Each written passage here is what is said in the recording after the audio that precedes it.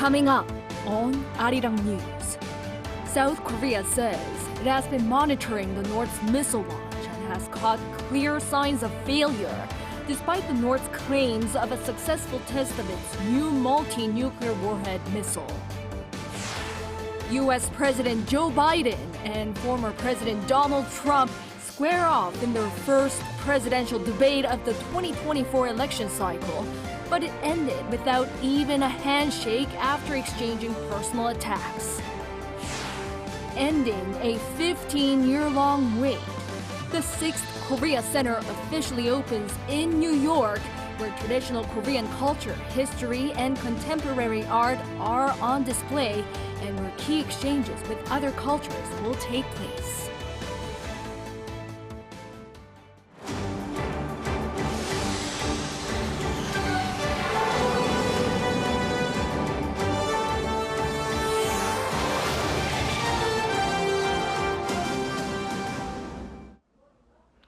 Good evening. It's 9 p.m. here in Seoul. Thank you for joining us on Arirang News. I'm Ji-young. We start with the South Korean military reiterating the failure of the North's claim that what it launched on Wednesday was a successful test of the new multi-nuclear warhead missile. The South's military released a video of the missile traveling in an abnormal trajectory before exploding midair. Our correspondent Bae Eun-ji leads us off. This is footage of a North Korean missile launch on Wednesday morning, filmed by South Korean military troops near the border. The missile is seen leaving a spiral trail of smoke, rather than traveling in a straight line. Soon after the launch, it catches fire and shatters into pieces. The missile reportedly traveled around 200 kilometers before exploding in midair, spreading debris into the East Sea. South Korea's Joint Chiefs of Staff explained Friday that the abnormal trajectory clearly shows the North did not succeed in separating warheads, adding that South Korea and the U.S. believe Wednesday's test was a complete failure.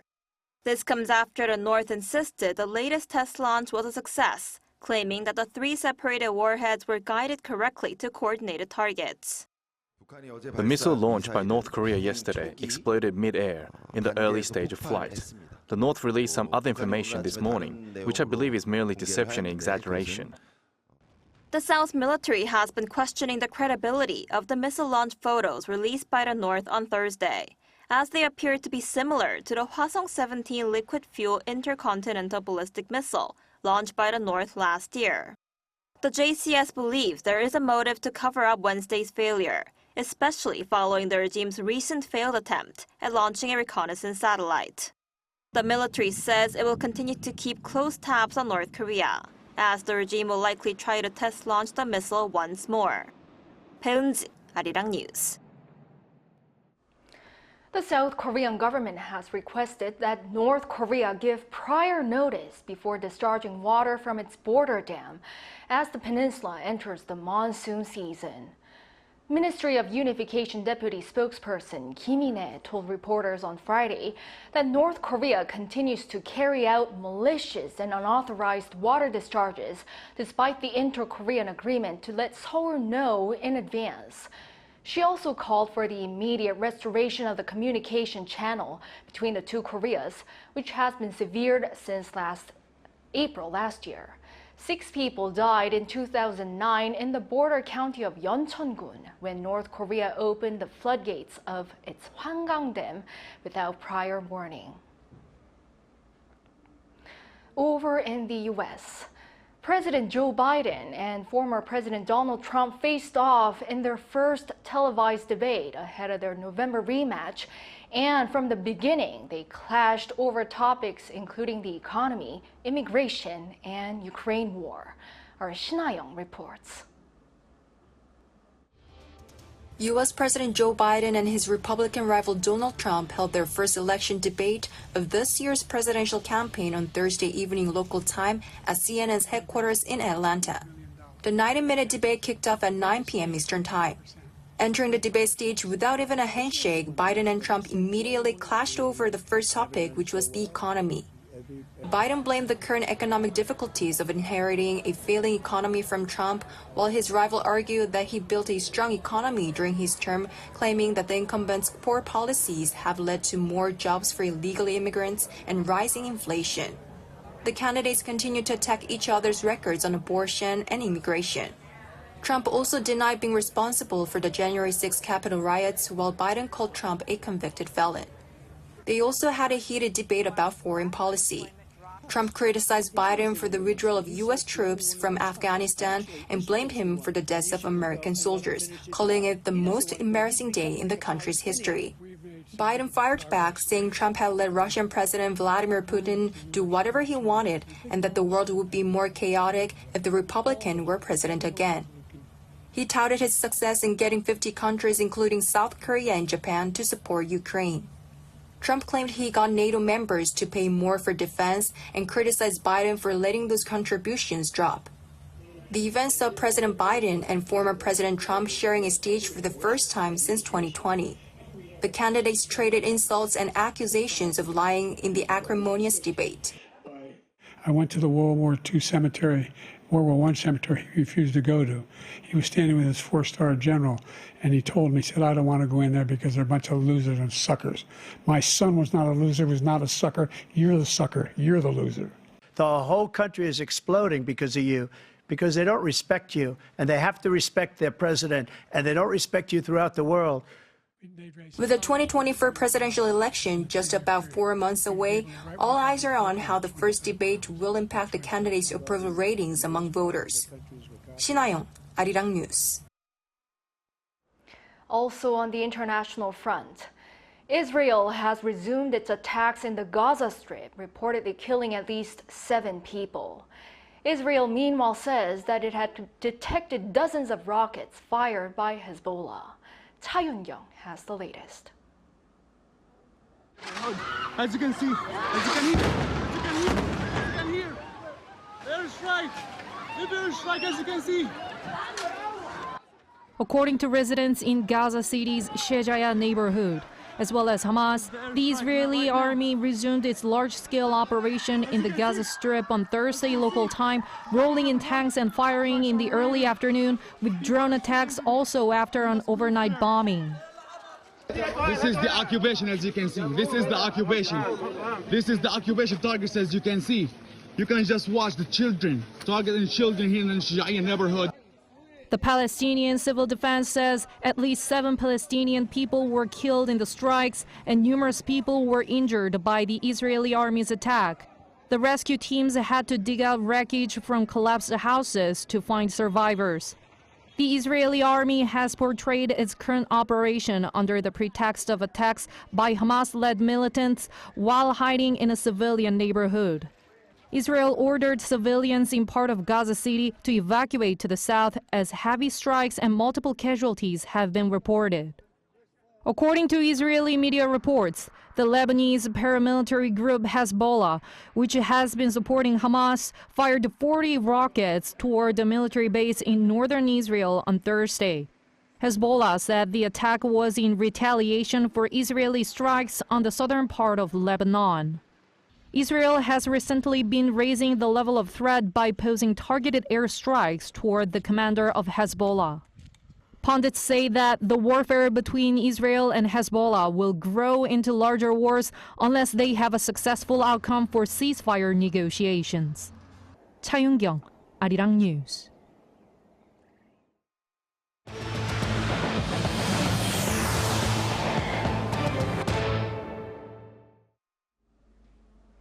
The latest report shows facility investment, industrial output, and retail sales losing ground in May. Our An Sung-jin has details. Despite a strong performance in the chip sector, the month of May logged a triple minus for industrial output, production, and investment. According to data from Statistics Korea on Friday, overall industrial production dropped by nearly 1% compared to April. This is largely due to a decline in production in the mining industry, including basic metals and output for materials used to make automobiles, while machinery production also fell. However, production in the semiconductor industry saw its first rebound in 3 months. As production increased, chip exports saw stable outflow, with inventory reduced by 32.8% on year. That resulted in overall manufacturing inventory dropping nearly 10% on year, the largest drop in 15 years. Meanwhile, infrastructure investment fell for the third straight month as investment in transport facilities and mechanical equipment dropped. Domestic consumption has also been slowing down. Chip exports are showing a solid recovery, but consumption is unable to keep up with production. And due to a base effect from last month, investment is also weak, leading to a triple minus. Normally, production and spending go together, but in this case, consumption is slow to catch up. Retail sales, a key measure of private spending, fell by 0.2%, falling for the second straight month as sales of semi-durable goods such as clothing dropped, even though sales of non-durable goods such as food and durable goods such as cars increased. An official from Statistics Korea, however, noted that with a rebound in consumer sentiment for June, consumer spending for the second quarter may improve. The agency also noted that the drop in figures for May is largely due to a base effect, with the country's industrial output showing a strong improvement last month, and pointed out that with stable exports, the overall performance for April and May are stable. The government pledged to prioritize economic recovery while providing support for sectors seeing weak domestic consumption, such as small business owners. An Sung-jin, Arirang News. A tax revenue shortfall for this year is looking certain. Data from the Finance Ministry released on Friday shows that tax revenue from January to May dropped more than 9 trillion won, or around $6.5 billion, which is a decrease of 5.7% on year. The main reason is attributed to a fall in corporate tax collected among small and medium-sized businesses. The revenue collected accounted for just around 41% of the total budget for this year. Naver Webtoon was listed on the Nasdaq Thursday, and according to pundits, it made an impressive debut. Lee Seung-jae explains. Nearly 20 years ago, South Korea's leading portal site, Naver, launched its Webtoon service in South Korea. And since then, Webtoons have emerged as one of the most popular forms of comics around the world, with 170 million people from 150 countries enjoying Naver's Webtoon service. Fast forward to June 27, 2024, Naver Webtoon launched on the Nasdaq on the U.S. stock market. After trading started, the price of a single Naver Webtoon share traded at $21.30, higher than the upper end of the marketed range. The U.S. initial public offering raised $350 million after the first day of trading saw its share prices rise 9.5%.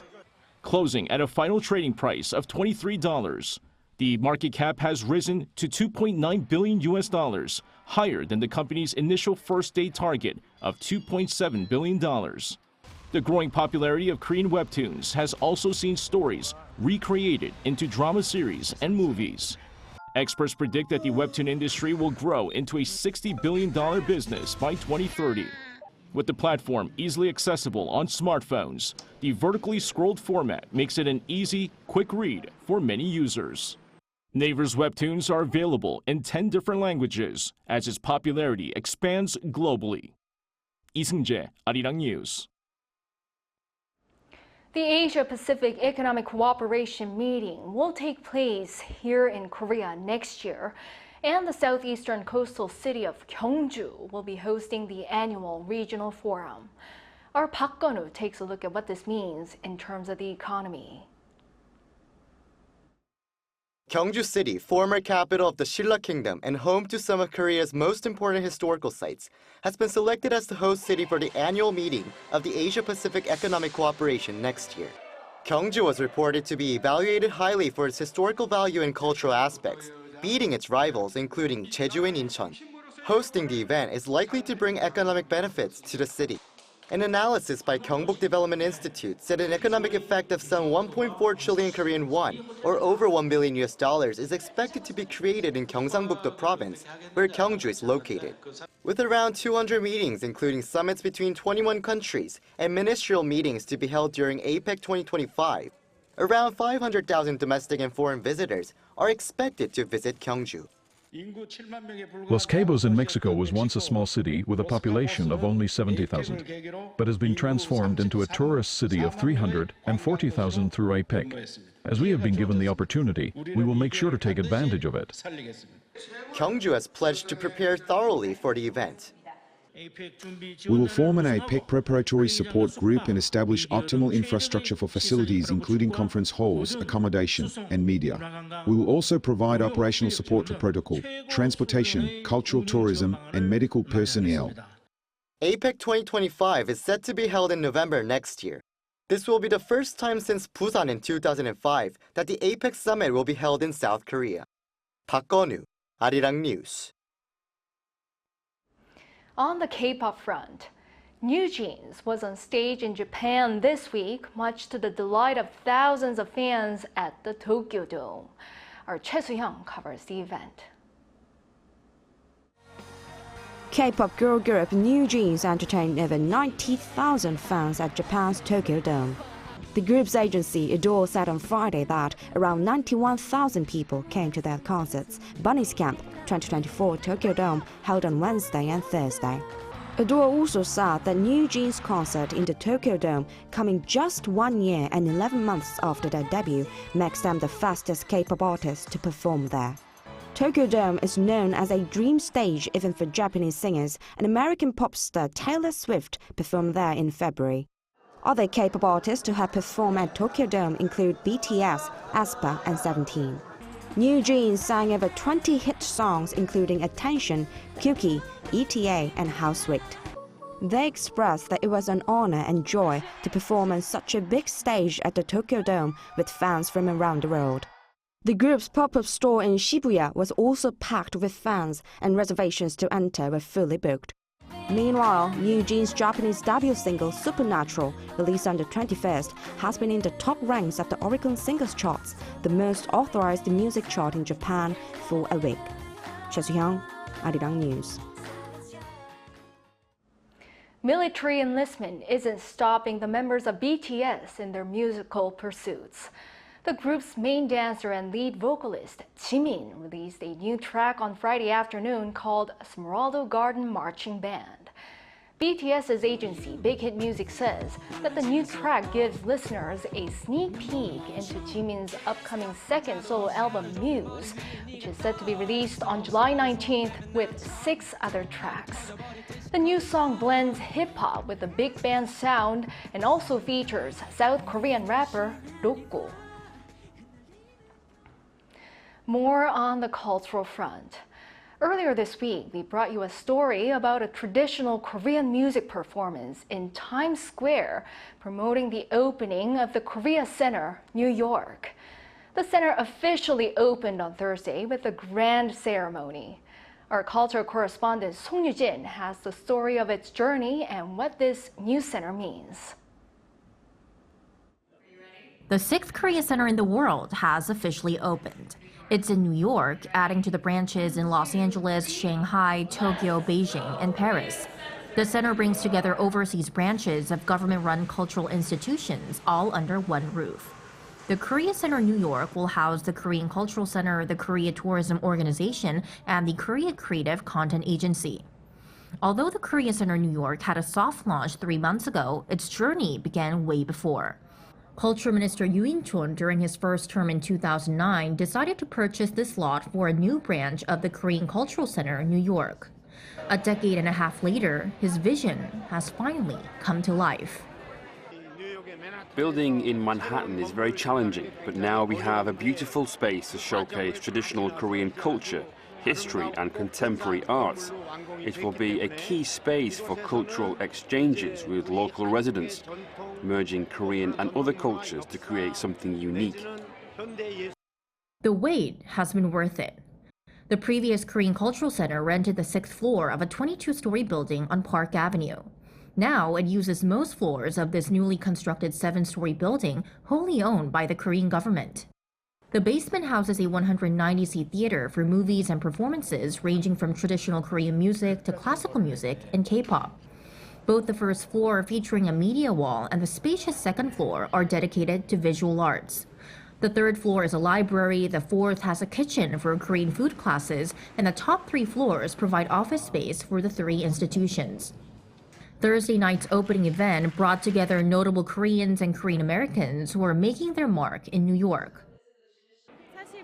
A few years ago, I participated in an event at the Old Korean Cultural Center, New York. I've been interested in the center ever since, and now, seeing it in this beautiful new space, I'm excited for the many cultural events that will take place here.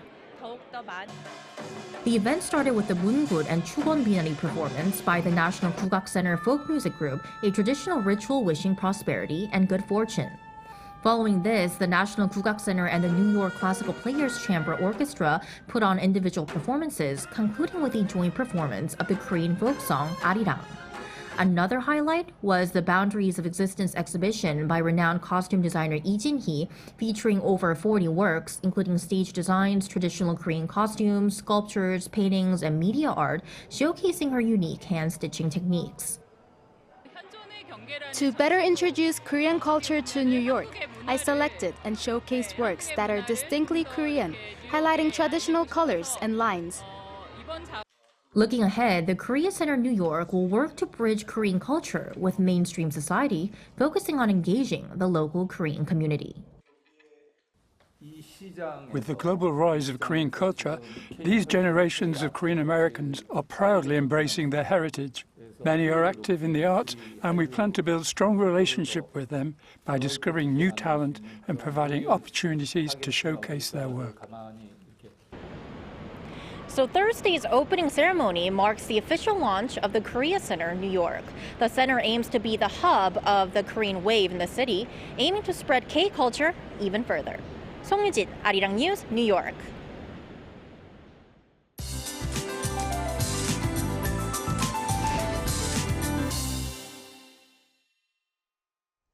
The heat waves continued in inland areas today, including Seoul.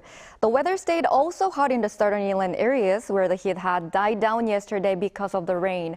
From tonight, the central region will see the start of the first rainy season this summer. Rain will begin on Jeju Island early tomorrow morning and expand to Chungcheongdo provinces and southern regions in the afternoon. Central regions such as Seoul will gradually be affected by the rainy season at night. Over the weekend, more than 100 millimeters of heavy rain will fall in the mountainous areas of Jeju Island and more than 100 millimeters in inland areas. Tomorrow, Seoul, Gyeongju, and Busan will start off at 22 degrees. It will move up to 31 degrees in Seoul and Chuncheon. This rainy season will continue throughout the next week. That's all for Korea. Here are the weather conditions around the world.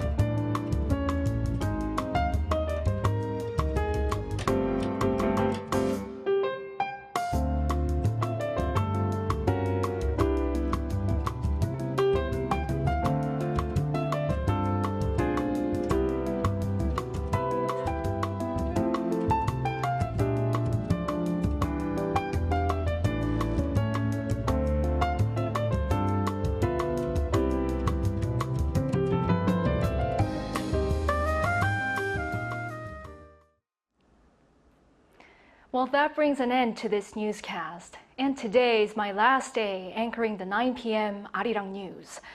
It was an honor to bring you the latest news every day. As a news reporter and an anchor at Arirang TV in the past 5 years, I've encountered a wide range of stories, from uplifting to heartbreaking. No matter how unpredictable the world may be or how unexpected events might occur, I hope we can all remember that there's always love and hope. Thank you for watching. Good night.